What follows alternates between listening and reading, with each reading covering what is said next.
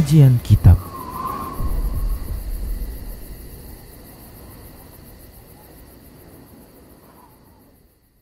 Bismillah, assalamualaikum warahmatullahi wabarakatuh. Innal hamdalillah nahmaduhu wa nasta'inuhu wa nastaghfiruh wa na'udzu billahi min shururi anfusina wa min sayyiati a'malina. Man yahdihillahu fala mudilla lahu wa man yudlilhu fala hadiya lahu. Wa asyhadu an la ilaha illallah wahdahu la syarika lahu. Wa asyhadu anna Muhammadan abduhu wa rasuluhu sallallahu alaihi wasallam. Qala Allah tabaraka wa ta'ala, ya ayyuhalladzina amanu taqullaha haqqa tuqatih wa la tamutunna illa wa antum muslimun. Ya ayyuhan nasu taqu rabbakumul ladzi khalaqakum min nafsin wahidah wa khalaqa minha zawjaha wa bassa minhuma rijalan katsiran wa nisaa'a wattaqullaha alladzi tasaaluna bihi wal arham innallaha kana 'alaikum raqiba. Ya ayyuhalladzina amanu taqullaha wa qulu qawlan sadida yuslih lakum a'malakum wa yaghfir lakum dhunubakum wa may yuti'illaha wa rasulahu faqad faza fawzan 'azima. Amma ba'd, fa inna asdaqal hadisi kitabullah wa khairal huda huda Rasulillah sallallahu alaihi wasallam wa syarral umuri muhdatsatuha wa kullu muhdatsatin bid'ah wa kullu bid'atin dhalalah wa kullu dhalalatin finnar. Para pemirsa Rosyad TV di mana saja Anda berada, para pendengar Radio Medan Mengaji, serta para pemirsa-pemirsa media-media sunnah yang terus serta menyiarkan kajian ini. Alhamdulillah, senantiasa kita bersyukur kepada Allah atas nikmat-nikmatnya yang tak kunjung henti Allah berikan kepada kita.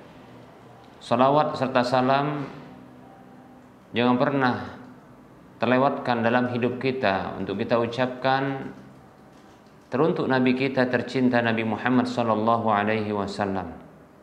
Moga-moga Allah tabaraka wa ta'ala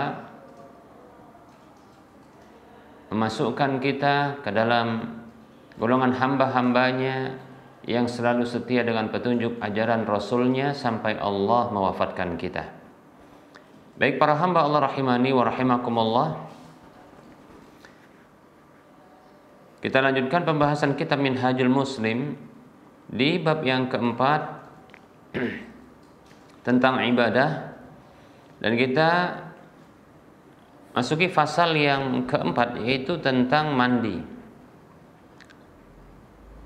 dan telah selesai pada pertemuan yang lalu tentang perkara-perkara yang diwajibkan mandi, hal-hal yang menyebabkan wajibnya mandi. Nah, berikut ini adalah kita akan bahas ya hal-hal yang disunnahkan untuk mandi. Hal-hal yang disunnahkan untuk mandi. Baik para hamba Allah rahimani wa rahmakumullah, beberapa hal berikut ini yang disunnahkan untuk mandi ketika hendak melakukannya. Mandi yang tentunya adalah ibadah. Hanya saja para ulama mereka berbeda pendapat di sebagian hal-hal tersebut. Ada yang berpendapat wajib, ada yang berpendapat sunnat. Tapi tidak mengapa, kita akan menyebutkan perihal tersebut. Baik para hamba Allah rahimani wa rahimakumullah. Yang pertama adalah mandi untuk salat Jumat. Ini sudah kita bahas pada pertemuan yang lalu. Ya, mandi untuk salat Jumat ini sudah kita bahas pada pertemuan yang lalu, bahwa para ulama mereka berbeda pendapat.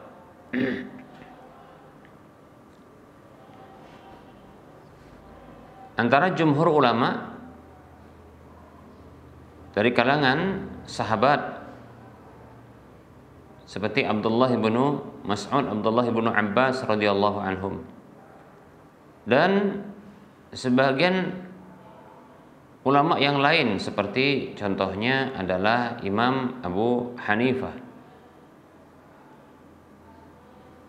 ya, Imam Asy-Syafi'i demikian, yang memandang bahwasanya mandi Jumat itu atau mandi untuk Jumat adalah sunnat bukan wajib demikian, ya.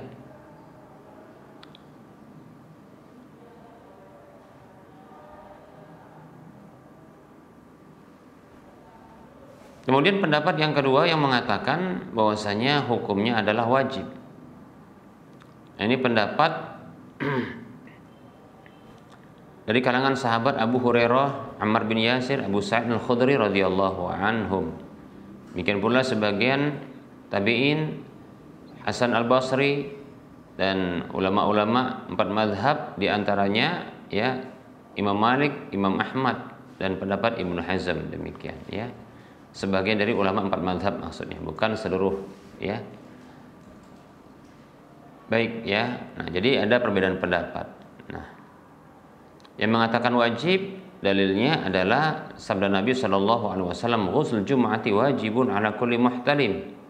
Mandi Jumat itu wajib atas setiap ya orang yang telah baligh, laki-laki yang telah baligh. Hadisnya riwayat Abu Daud, Imam Ahmad dan Nasa'i serta Ibnu Majah demikian. Dan hadis-hadis yang lain. Ya, banyak sekali sudah kita sebutkan pada pertemuan yang lalu.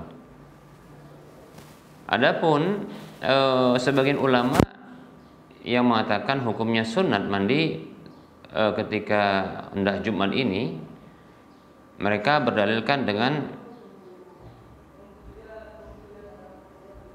hadis dari Samurah bin Jundub secara marfu disebutkan, man tawaddaa yaumal jum'ati fiha fabiha wa ni'mah wa man igtasala fal ghuslu afdal. Siapa yang berwudu di hari Jumat maka itu cukup, dan siapa saja yang mandi maka mandi itu afdal demikian. Nah, ini hadisnya riwayat Abu Daud, An-Nasai, Tirmidzi dan yang lainnya. Namun sebagian ulama mendhaifkan hadis ini. Nah, seperti itu, ya. Baik, berikutnya para hamba Allah rahimani wa rahmakumullah, berikutnya adalah mandi ketika hendak masuk kota Mekah atau masuk kota Mekah, ya. Mandi untuk masuk kota Mekah.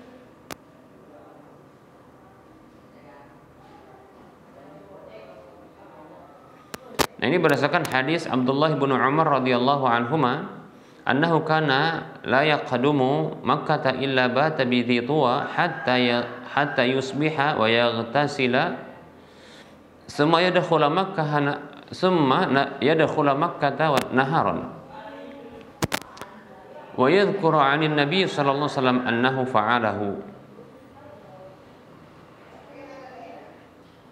Hadis ini hadis yang dikeluarkan oleh Imam Al-Bukhari, demikian pula Imam Muslim, ya, di dua kitab sahih mereka berdua.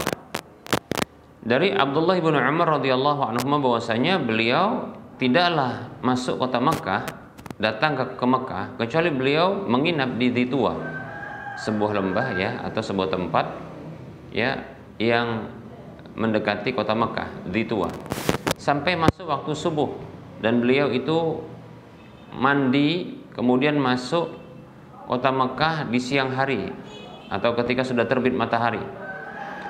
Dan beliau menyebutkan, ya, dari Nabi Shallallahu Alaihi Wasallam bahwasanya beliau yang melakukan hal itu. Jadi, ya, ini atas perbuatan Nabi Shallallahu Alaihi Wasallam berdasarkan pengkabaran Abdullah bin Umar radhiyallahu anhu. Demikian.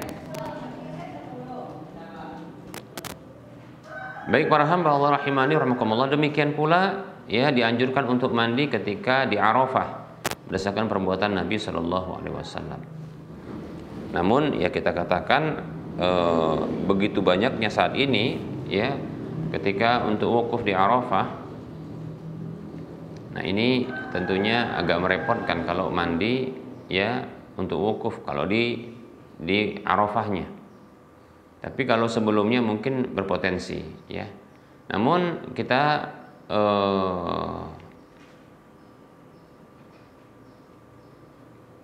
bisa lakukan mungkin satu hari atau di pagi hari ketika hendak bergerak ya menuju Arafah agar bisa wukuf di sana.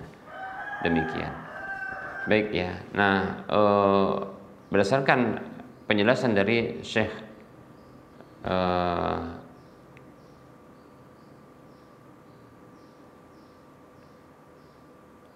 Jabir Al-Jazairi, berikut ini beliau mengatakan itu adalah perbuatan Nabi Shallallahu Alaihi Wasallam. Baik ya. Lanjutkan.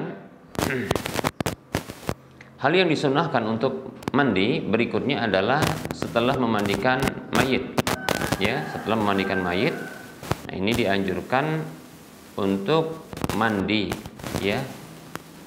Baik, ini tentunya bagi yang memandang bahwasanya hadisnya sahih ya. Hadisnya dari sahabat Abu Hurairah radhiyallahu anhu secara marfu, maksudnya Rasulullah mengatakan sallallahu alaihi wasallam, "Man ghassala mayitan falyaghtasil." Ya. "Wa man hamalahu falyatawadda."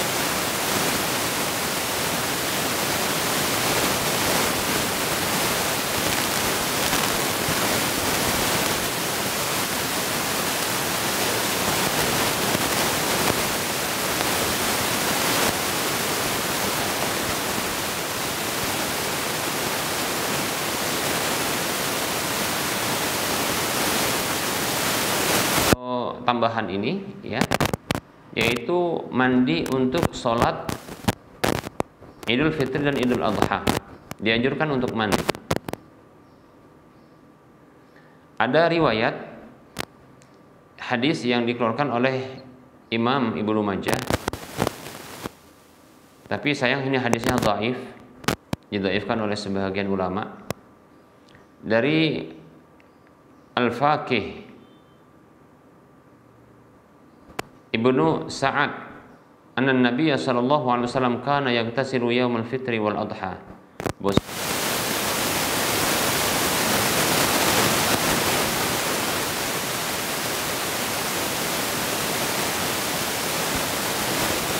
Didhaifkan oleh sebagian ulama. Baik para hamba Allah rahimani wa rahimakumullah, namun ada hadis yang sahih. Ya.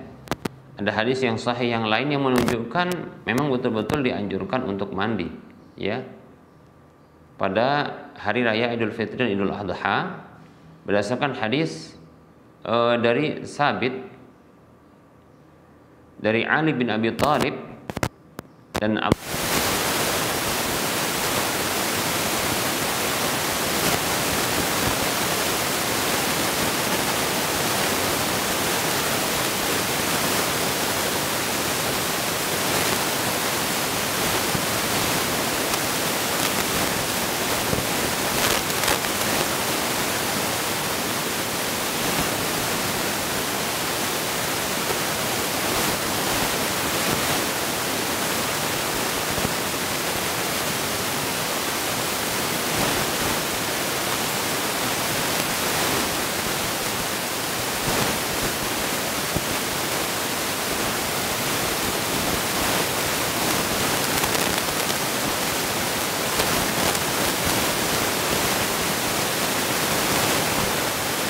Ali mengatakan radhiyallahu an, yaumal jumu'ati wa yauma arafata wa yauman nahri wa yaumal fitri, yaitu di hari Jumat mandinya, mandi hari Jumat, wa yauma arafah, mandi di hari Arafah, ini hadis tadi ya.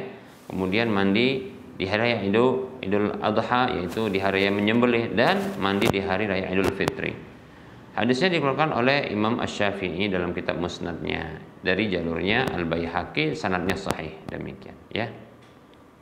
Begitu juga ada riwayat dari Nafi' ya rahimahullah, anna Abdullah bin Umar radhiyallahu anhuma kana yaghtasilu yaumal fitri qabla an yaghdwa ilal musalla Bahwasanya Abdullah bin Umar radhiyallahu anhuma itu pernah mandi di hari raya Idul Fitri sebelum beliau berangkat di waktu pagi menuju tempat sholat. Demikian. Ya. Baik, nah ini jadi mandi untuk Idul Fitri, Idul Adha, demikian pula di hari Arafah, demikian ya. Baik para hamba Allah rahimani wa rahmakumullah. Berikutnya dianjurkan untuk mandi setelah pingsan. Maksudnya setelah sadar dari pingsan dianjurkan untuk mandi. Ya. Nah, ini berdasarkan riwayat ya anna Nabiy sallallahu alaihi wasallam ightasala minal ighma'i. Bahwa Nabi sallallahu alaihi wasallam itu mandi dari pingsan beliau, ya. Sebagaimana yang disebutkan dalam hadis riwayat Al-Bukhari dalam kitab sahihnya, Imam Muslim dalam kitab sahihnya. Ya. Hadisnya panjang tapi ini diringkas, ya. Nah, seperti itu. Nah, pingsan itu bisa sebab karena penyakit yang bisa mendekati kematian, ya. Bisa juga pingsan karena hal-hal yang lain seperti terbentur, ya, dan seterusnya.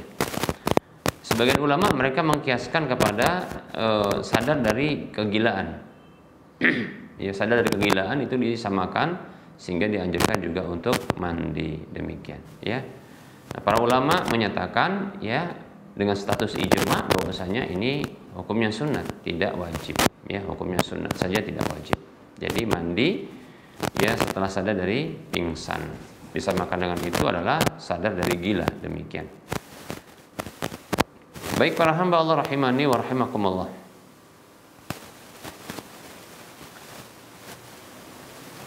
Berikutnya dianjurkan untuk mandi, ini tambahan berikutnya, ya, ketika setiap kali hubungan badan, ya, apabila ingin melakukan ulang hubungan badan tersebut, maka dianjurkan untuk mandi, ya.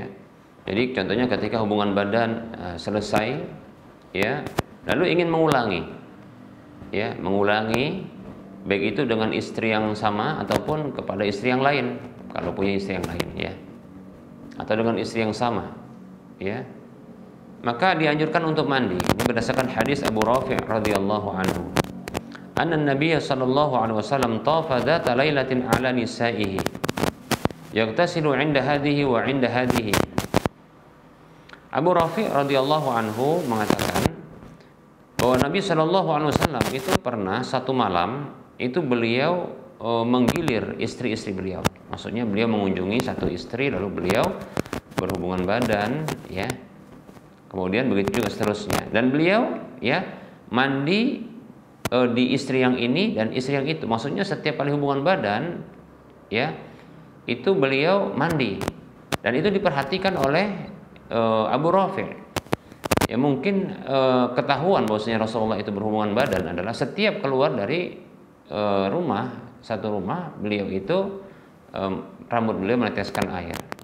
Barangkali ada yang mengatakan ini waktu malam bagaimana bisa tahu? Mungkin itu beredar kisah itu, ya, cerita itu, ya, bahwasanya memang Rasulullah punya waktu di mana beliau itu dalam satu malam di satu waktu putaran sekian waktu begitu beliau menggilir istri, demikian, ya. Nah seperti itu. Nah ini juga bisa juga dijadikan sebagai hal yang diperhatikan bagi sebahagian orang yang memiliki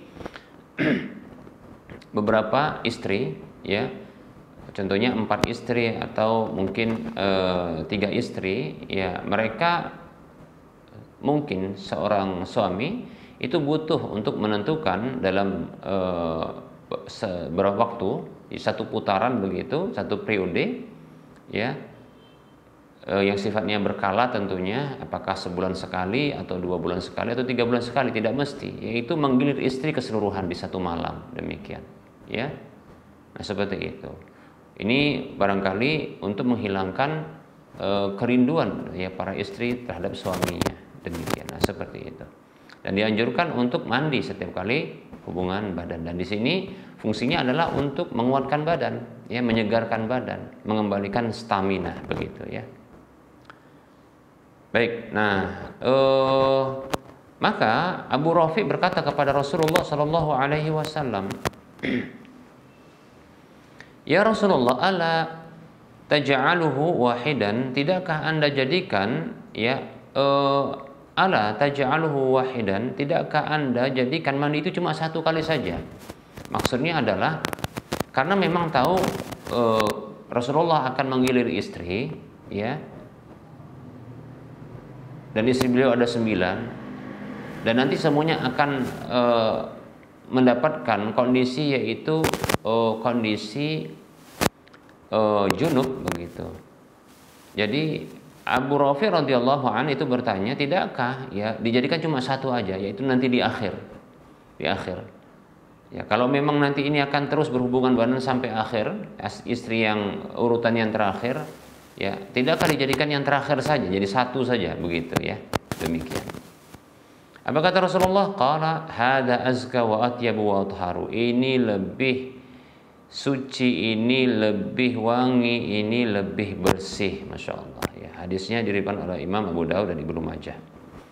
Nah, dari sini pula bisa diambil sebuah kesimpulan. Sebenarnya banyak ya kita katakan kesimpulan hukum dari hal ini, tapi ini bisa dijadikan sebuah kesimpulan bahwa walaupun banyak sebab untuk hadas besar, maka cukup bisa diangkat dengan satu kali mandi, ya, dengan banyak sebab, ya, banyak sebab munculnya hadas besar ini bisa diangkat dengan sekali mandi. Demikian. Dalam hadis ini Abu Rafi ketika mengatakan, ya wahai Rasulullah, tidakkah anda jadikan mandi itu cuma sekali saja, maksudnya di akhir sekali saja. Rasulullah hanya menyebutkan tentang satu yang afdhaliyah, ya, tindakan beliau yang mandi setiap kali hubungan badan, selesai hubungan badan beliau mandi, itu beliau sebutkan terkait dengan satu yang afdal, yaitu terkait dengan lebih suci, lebih wangi, lebih bersih, demikian ya. Sebenarnya lebih tepat juga lebih segar, nah begitu ya. Tapi bukan tepat maksudnya. Mungkin ada muatan yang lain, yaitu segar. Bisa juga dikatakan lebih segar ketika itu. Stamina itu kembali dengan mandi, nah seperti itu ya. Nah, ini menunjukkan afdhaliyah, karena Rasulullah SAW itu tidak membantah, ya, atau tidak mengatakan keliru dan salahnya, ya, pertanyaan dari Abu Rafi. Ya, mestinya kalau salah itu Rasulullah mengatakan tidak benar. Ya, menunjukkan bahwasanya beberapa sebab yang terkumpul untuk hadas besar itu cukup diangkat dengan sekali mandi. Ini bisa contohnya berlaku ketika kondisi seperti ini. Contoh, seorang wanita yang berhubungan badan dengan suaminya. Lalu wanita tersebut tentunya setelah hubungan badan itu dalam kondisi hadas besar. Nah, ternyata sebelum mandi, ya, ternyata sang wanita tersebut mengalami haid. Dan dia tidak mandi untuk mengangkat hadas besar karena junubnya. Setelah suci dari haid, nah baru dia mandi. Maka sesungguhnya wanita ini dia memiliki dua penyebab datangnya hadas besar. Pertama adalah junubnya karena hubungan badan dengan suaminya. Kemudian yang kedua adalah haid setelah selesai haidnya. Namun ini boleh diangkat dengan sekali mandi saja. Demikian, seperti itu. Begitu juga contoh, ya. Contoh seorang laki-laki. Contoh dia punya beberapa istri. Ya, contohnya dia punya beberapa istri. Dan ini ketika di hari Jumat. Dia ingin contohnya di hari Jumat itu ia mengunjungi istrinya yang satu, lalu dia berhubungan badan. Lalu dia menunda mandi, dia hanya berwudu saja. Kemudian dia ke istri yang lain, lalu dia menunda mandi. Nah, demikian. Nah, berikutnya mungkin dia punya istri yang lain, dia juga lakukan hal yang sama. Ya. Nah, di hari Jumat dia berpendapat bahwasanya mandi Jumat itu wajib. Nah, dia memiliki di sini 4 penyebab wajibnya mandi, berkumpul pada dirinya. Pertama, junub yang pertama dengan istrinya, junub yang kedua dari istri yang lainnya, junub yang ketiga dari istri yang lainnya. Kemudian hari Jumat, bagi yang berpendapat mandi Jumat itu wajib. Nah, namun ya bisa mandi dengan sekali mandi untuk mengangkat ya penyebab-penyebab ya mandi tersebut ya. Wallahu taala alam. Ini berdasarkan hadis ini ya. Ini faedah dari hadis ini. Wallahu taala alam. Baik, para hamba Allah rahimani wa rahimakumullah, berikutnya kita akan sebutkan ya hal yang disunahkan untuk mandi berikutnya, yaitu mandi ya bagi wanita yang mengalami istihadah untuk setiap sholat. Ya, mandi yang sunat bagi wanita yang mengalami istihadah untuk setiap kali sholat. Ya. Baik para hamba Allah rahimani wa rahimakumullah. Ada riwayat dari Ibunda Aisyah radhiyallahu anha, anna Ummu Habibah radhiyallahu anha ustuhidat 7 sinina. Bahwasanya Ummu Habibah radhiyallahu an itu pernah mengalami istihadah selama 7 tahun. Lama sekali ya. Fasa'alat Rasulullah sallallahu alaihi wasallam an dzalika. Maka beliau bertanya kepada Rasulullah SAW tentang hal itu. Ummu Habibah ini istri Rasulullah juga sallallahu alaihi wasallam. Fa amaraha an taghtasila. Maka beliau Nabi SAW memerintahkan ibunda Ummu Habibah radhiyallahu anha untuk mandi. Faqala, Rasul mengatakan, hadza yarqun, ini hanya darah saja ya. Fakanat taghtasilu likulli salatin. Maka Ummu Habibah, ibunda Ummu Habibah radhiyallahu anha itu mandi untuk setiap sholat. Demikian ya. Hadisnya diriwayatkan oleh Imam Bukhari dan Imam Muslim. Demikian.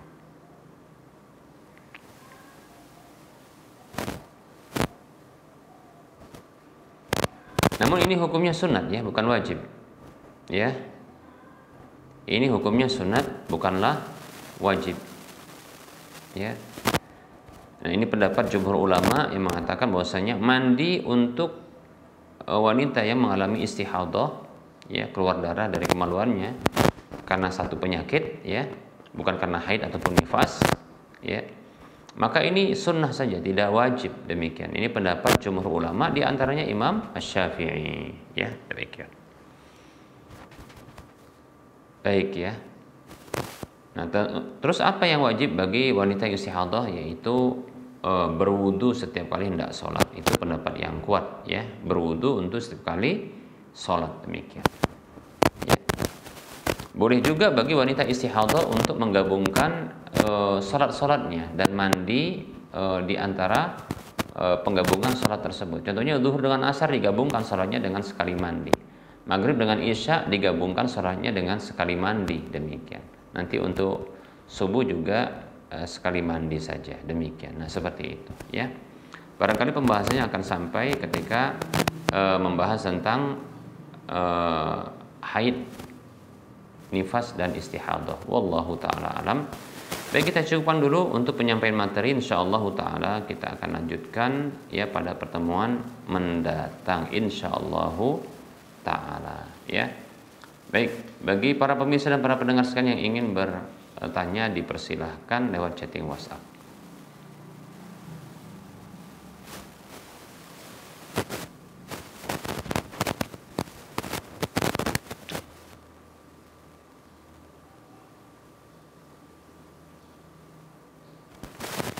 Assalamualaikum warahmatullahi wabarakatuh. Ustadz, teman saya sedang futur, mohon nasihatnya.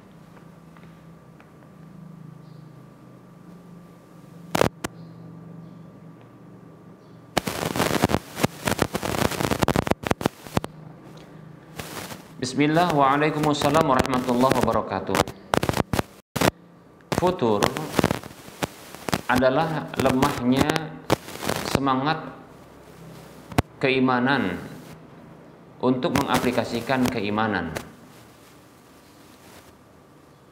yaitu berupa ketaatan kepada Allah Subhanahu wa taala. Dan futur ini adalah satu yang sunnatullah Allah jadikan ya bagi hamba-hamba beriman sebagai bentuk ya ujian bagi mereka. Tapi biasanya karena ada sebabnya. Ya, yaitu adanya kemaksiatan. Karena sesungguhnya iman itu bisa bertambah dan bisa berkurang. Bertambah dengan ketaatan dan berkurang dengan kemaksiatan. Al-imanu yazidu bit-ta'ati wa yanqusu bil ma'siyati. Kata para ulama, iman itu bertambah dengan ketaatan dan berkurang karena kemaksiatan. Seseorang yang mengalami futur, ya itu bisa jadi karena memang kemaksiatan yang dilakukannya. Lalu ternyata ini menyebabkan berikutnya mengendur. Nah, apabila kendurnya keimanan, semangat keimanan tersebut untuk mengaplikasikan iman, yaitu dengan ketaatan, amal-amal soleh, ketika futur ini seperti ini masih di dalam hal-hal yang wajib untuk dikerjakan, wajib untuk dihindarkan. Seperti contohnya salat wajib masih dikerjakan, ya puasa wajib masih dikerjakan, ya perintah wajib seperti jenggotan masih dilakukan, ya begitu juga perintah untuk tidak isbal itu masih terus diindahkan, dilakukan. Hal-hal yang wajib untuk dikerjakan dan hal-hal yang wajib untuk ditinggalkan itu dilakukan. Ketahuilah orang seperti ini ya masih dalam petunjuk Allah dan Rasul-Nya. Demikian. Maka tidak mengapa, bahkan sebagian ulama mengatakan apabila futur itu menggelanyut atau mendatangi seseorang hamba beriman, maka setidaknya ya dia masih dalam kondisi ketaatan yang wajib, dalam hal-hal yang wajib, ya dia mempertahankan hal-hal yang wajib, perintah-perintah wajib dia kerjakan, kemudian larangan-larangan wajib untuk ditinggalkan dia abaikan atau dia jauhkan. Nah seperti itu saja, ya. Karena memang dalam kondisi ketika itu dia lagi menurun, maka jangan sampai meninggalkan perintah-perintah wajib dan jangan sampai melanggar larangan-larangan yang wajib untuk ditinggalkan. Demikian, seperti itu. Ya. Jangan sampai contohnya minum minuman keras, ya jangan sampai contohnya merokok, jangan sampai contohnya pacaran, ya selingkuhan, ya jangan sampai contohnya mencukur jenggot, jangan sampai mengabaikan salat wajib, ya jangan sampai isbal, cukur jenggot, dan seterusnya. Atau mengikuti kebiasaan orang-orang umum dengan cukur rambut dengan model kozak dan seterusnya. Jangan sampai. Nah yang seperti ini insyaallah ta'ala bila dijaga seseorang dalam kondisi futur untuk terus dalam hal-hal yang wajib, mempertahankan yang wajib untuk dikerjakan, yang wajib untuk ditinggalkan, itu masih dalam kondisi seperti itu, ketahui dia masih di atas petunjuk Allah dan Rasul-Nya. Namun apabila futur ini sampai dia jatuh kepada garis, bukan garis kemiskinan ya, garis batas kewajiban tersebut, artinya dia melanggar hal-hal yang wajib. Yang wajib untuk dikerjakan diabaikan. Salat wajib sudah mulai, ya. Salat fardu saja sudah di rumah. Nanti lama-lama ini akan amblas. Salat wajib pun tidak lagi. Demikian. Ini bagi laki-laki, ya. Bagi perempuan juga sama. Ya, salat wajib sudah tidak lagi. Ya, bagi perempuan terkadang bisa jadi adalah dia mulai tadinya jilbabnya lebar, bahkan menutup cadar, menutup mukanya menggunakan cadar. Lama-lama dia buka cadarnya. Lama-lama jilbab yang berwarna-warni pakaiannya. Makin lama adalah makin kecil jilbabnya, makin lama lepas jilbabnya. Na'udzubillah min dzalik. Begitu. Memang dia berproses. Ya. Setan memang begitu. Dia mengajak manusia itu setahap demi setahap, ya, demikian. Untuk keluar dari jalan kebenaran. Nah, seperti itu. Makanya dilarang ya oleh Allah Subhanahu wa taala untuk mengikuti langkah-langkah syaitan. Disebut dengan langkah-langkah karena memang dia pelan-pelan melangkah, bukan lari. Ya. Allah katakan a'udzubillahi minasyaitonir rajim wa la tattabi'u khutuwatis syaitan innahu lakum aduwwum mubin. Jangan kalian ikuti langkah-langkah syaitan. Langkah-langkah syaitan. Syaitan itu melangkah pelan, nah, jangan diikuti karena dia memang menghajak pelan. Kalau frontal biasanya enggan, tidak mau. Syaitan itu sudah ahli dalam menyesatkan manusia. Ya. Maka dia pelan-pelan, tapi pasti demikian. Makanya jangan ikuti, satu langkah pun jangan diikuti. Kalau sudah satu langkah diikuti, kadang dia menuntut untuk mengikuti langkah berikutnya. Nah, kalau sudah tahu itu langkah syaitan, walaupun sudah mengikuti beberapa langkah, maka mundur, hindari, demikian. Dia itu adalah musuh yang nyata bagi kalian, demikian. Nah, seperti itu. Ya. Nah, terkadang laki-laki seperti itu, pergaulannya sudah mulai bebas. Ya. Sudah kenal dengan lawan jenis. Nah, seperti itu. Akhirnya nanti perzinahan dan seterusnya, semakin rusak, semakin jauh. Nah, demikian, ya. Dan khawatirlah. Yang kita khawatirkan adalah ya, su'ul khotimah. Mungkin ada sebahagian orang yang futur imannya karena satu dosa yang pernah dia lakukan. Lantas ternyata dosa ini menuntut untuk ya melakukan dosa yang lainnya. Ketahui bahwasanya ya bila ada satu saudara, maka dia akan memanggil saudara yang lainnya. Ketahuilah, amal-amal itu, baik itu kebaikan-kebaikan, begitu juga keburukan-keburukan, dia itu bagaikan saudara. Amal-amal keburukan satu dengan yang lain itu bagaikan saudara. Amal-amal kebajikan satu dengan yang itu bagaikan saudara. Bila kita membiasakan untuk melakukan amal kebaikan, maka insya Allah Ta'ala akan mengundang ya amal baik yang lainnya. Begitu. Akan menuntut dia melakukan amal yang baik yang lainnya. Nah, seperti itu. Begitu juga kalau ya seseorang itu bergelimang atau jatuh kepada satu amalan keburukan, amalan maksiat, maka itu akan mengundang amalan buruk lainnya. Karena satu saudara dia akan memanggil saudara yang lainnya, begitu. Kurang lebih seperti itu. Ya. Nah, khawatirlah mati su'ul khotimah. Su'ul khotimah, mati su'ul khotimah. Mati yang buruk. Makanya jangan coba-coba contoh ketika syaitan itu dia membisikkan kepada kita untuk melakukan sebuah amalan yang buruk, yang haram, yang jelek, maksiat kepada Allah. Tawaran itu jangan diterima. Kenapa? Kita khawatir, ya. Mungkin tawaran itu dalam kondisi kita sehat. Kalau sakit mungkin kita tidak ingin karena ingat kepada Allah, ini mau mati begitu. Nah, tapi kalau dalam kondisi sehat, kita mungkin berpikir begini. Kalau sehat mungkin usia masih panjang, nggak apa-apalah, cicip sedikit aja dosa ini. Dosa ini dicicipi sedikit saja begitu.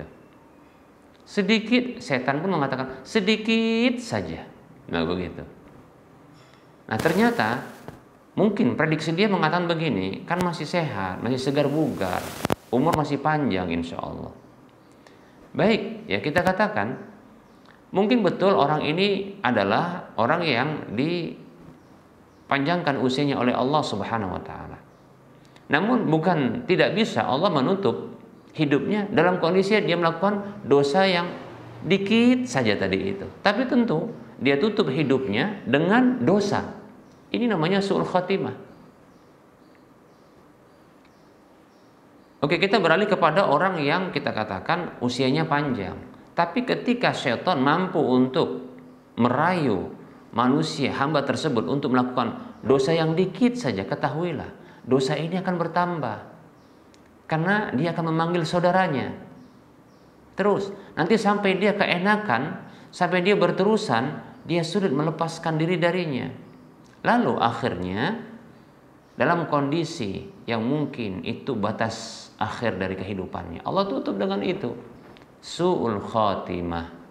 Na'udzubillah min dzalik. Demikian, ya. Takutlah kita, ya, wahai para pendosa, takutlah kita. Wahai para pendosa, takutlah kita ketika kita melakukan dosa yang kita anggap kecil itu, ya, ditutup oleh Allah Subhanahu wa taala kehidupan kita di saat melakukan kedurhakaan kepada Allah. Ini penutupan akhir hidup yang begitu buruk. Na'udzubillah min dzalik. Apa kata Rasulullah? Innamal a'malu bil khawatim. Sesungguhnya amalan itu dengan ukurannya dengan yang terakhirnya. Demikian. Dengan yang terakhirnya, maka kita khawatir jangan sampai nanti sudahlah kita banyak melakukan ketaatan, kebaikan. Karena kita begitu ketika kita futur, turun iman kita, ya. Lantas kita mau berinteraksi dengan hal-hal yang haram. Jangan demikian. Kalau dulu yang makruh-makruh bisa kita tinggalkan, bagus. Tapi begitu kita futur, coba yang haram tetap kita jauhkan. Yang sunnah barangkali ini sulit untuk kita kerjakan, maka yang wajib saja. Nah, seperti itu. Jangan sampai nanti ini berterusan lantas Allah tutup hidup kita dengan keburukan. Na'udzubillah min dzalik. Na'udzubillah min dzalik. Kita berlindung kepada Allah Subhanahu wa taala dari akhir hidup yang buruk, ditutup dengan hal yang buruk, ya. Amin ya rabbal alamin. Wallahu taala alam.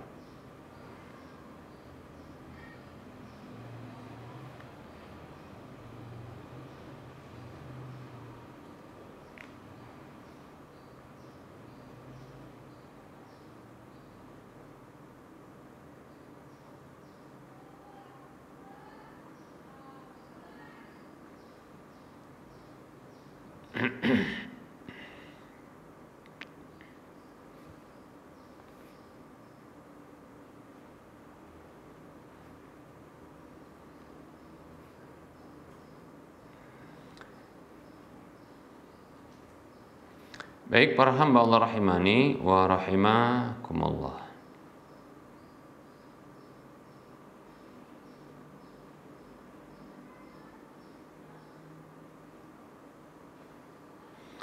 Ada pertanyaan berikutnya. Assalamualaikum, izin bertanya Ustaz, apakah setiap memberi kepada anak dan istri harus selalu diniatkan sedekah?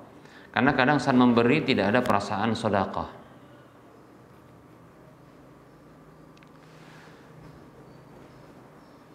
Bismillah.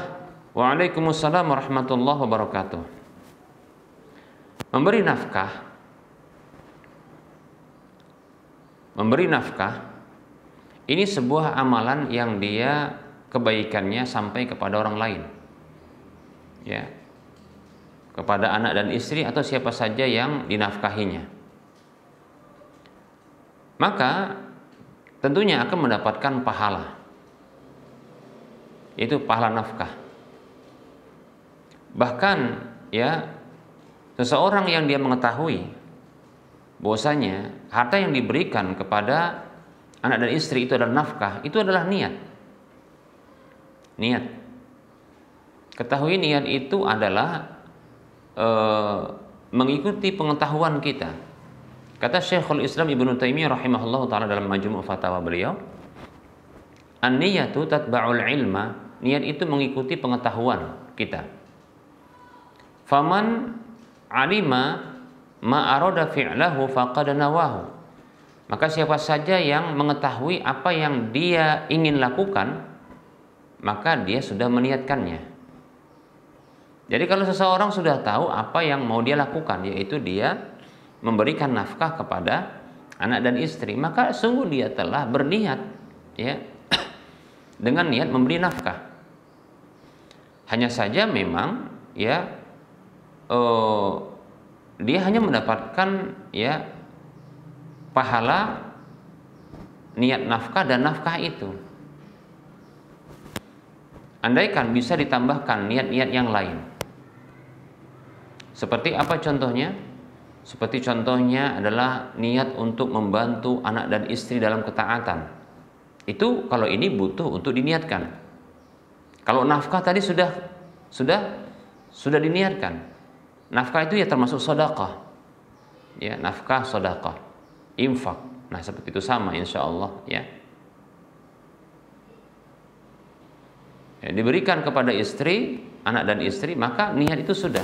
Tapi untuk niat tambahan seperti niat agar membantu anak dan istri dalam ketaatan, ya, niat untuk membantu anak dan istri, ya, untuk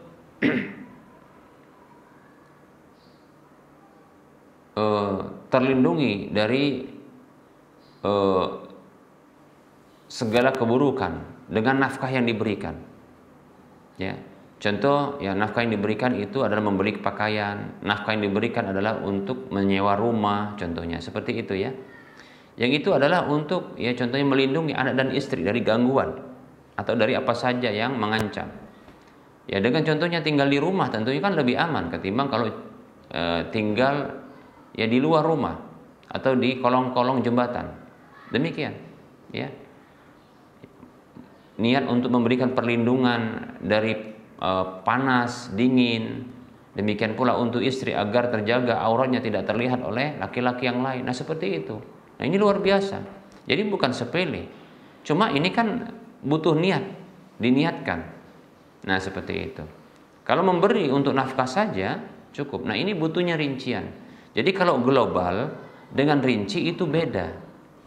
Jadi dirinci niat-niat itu ya, seperti itu. Maka Rasulullah mengatakan sallallahu alaihi wasallam, innamal a'malu binniyati wa innamal likulli imri'in ma nawa. Sesungguhnya amal itu hanyalah bergantung dengan niatnya, dan sesungguhnya setiap orang itu hanyalah mendapatkan apa saja yang dia niatkan. Kalau dalam satu kebaikan yang sama diniatkan dengan niat yang banyak, ya, maka ini dapat banyak. Berbeda kalau hanya melakukan satu amalan tapi dengan satu niat saja. Contoh ya. Contoh, dan ini termasuk yang dibolehkan oleh para ulama. Contoh, seseorang yang dia masuk masjid, yang dia hanya sholat tahiyatul masjid, berbeda dengan orang yang contohnya ketika dia masuk masjid, yang tadinya dia berwudu terlebih dahulu, kemudian dia masuk masjid, ya, lalu ketika itu bertepatan dengan baru selesai azan, lalu dia berniat untuk dengan 2 rakaat itu dia niatkan tahiyatul masjid, kemudian sholat sunat wudu, kemudian sholat di antara 2 adzan, yaitu antara adzan dan iqamat, atau sholat ya qabla sholat fardu, sholat qabliyah sebelum sholat fardu, demikian. Nah, seperti itu. Maka dia dapatkan 3 niat, dia 3 pahala tentunya, tapi pahala niat. Nah, begitu, berbeda. Nah, begitu juga kalau seseorang yang memberikan nafkah, dia tahu ini nafkah. Nafkah itu termasuk sedekah, tapi sedekah wajib, demikian. Ketika diberikan kepada anak dan istri, cuma itu saja yang dia tahu, maka dia dapat pahala niat sedekah, niat nafkah. Plus sekaligus manfaat dari sedekah dan nafkah tersebut bagi anak dan istri. Dapatkan itu dia. Demikian.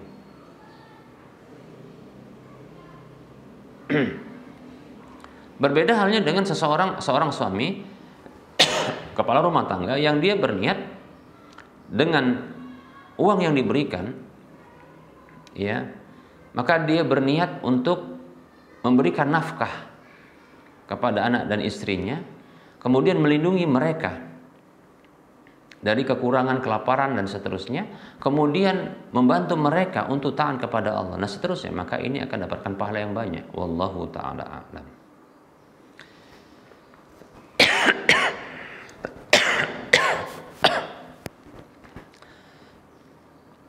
Baik para hamba Allah rahimani rahimakumullah, barangkali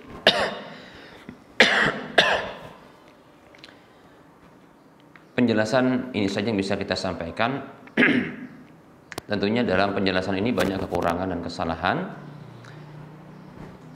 Kebenaran itu datang dari Allah, maka ambillah. Kekurangan, kesalahan dan kekeliruan itu datang dari saya pribadi dan bisikan syaitan, maka abaikan, tinggalkan, dan jangan lupa maafkan. Kepada Allah saya mohon ampun. Kepada para pemirsa dan para pendengar sekalian saya mohon maaf.